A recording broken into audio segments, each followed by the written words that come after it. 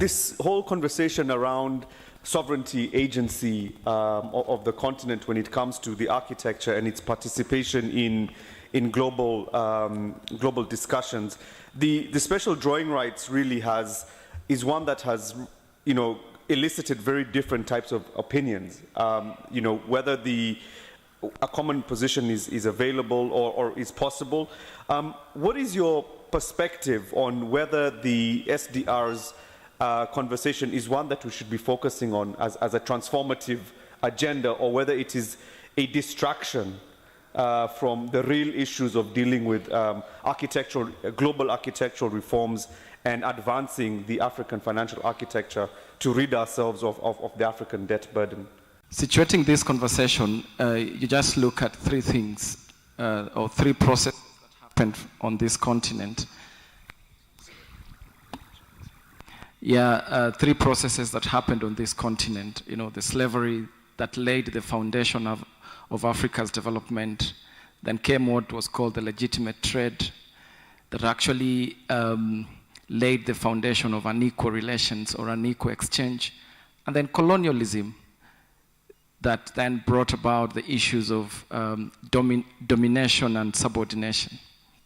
And so that has informed how the global architecture actually has been designed. It has informed how Africa engages with the rest of the world, is from a subordinate position.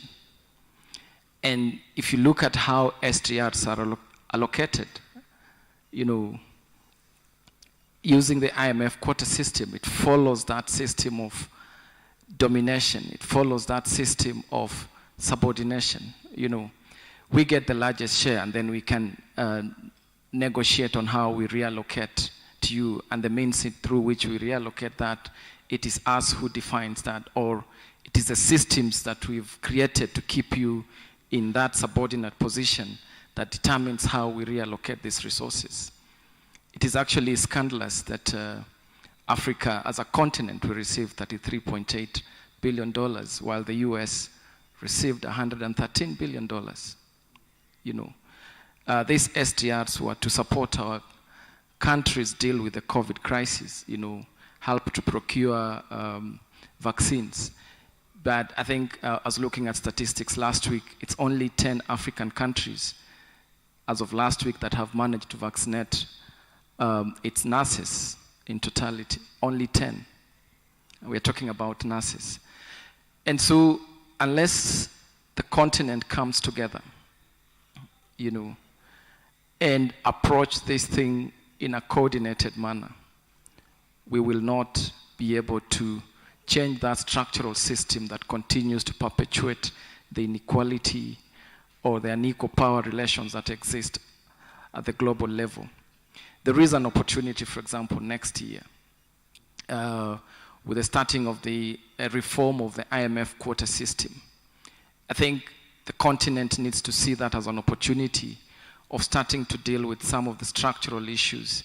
We need to find a way in which the continent coordinates itself and builds alliances, for example. I'm thinking of, maybe we've not paid much attention, but the opportunity that BRICS countries bring to this continent. How can we align with the BRICS countries to push for the reform of the international financial architecture, to push for the reform of the IMF quota system, a process that will be starting next year. So that is an immediate opportunity that the continent should already be thinking about. There's also a worrying trend. We are seeing the African Union, for example, likely to be co-opted into the G20. There has been the claim of the G20 plus one. And I think it's not morally right for an entire continent to have one seat among, just within the G20. So, and then also, how will we be represented in the other processes that the G20 leads on?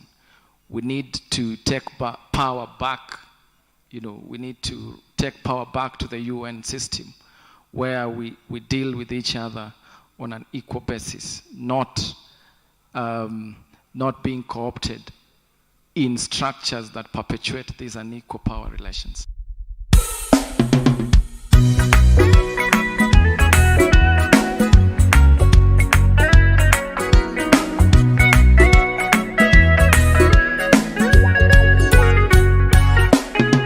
We call for policies and practices that put people first. We call for policies and practices that put people first.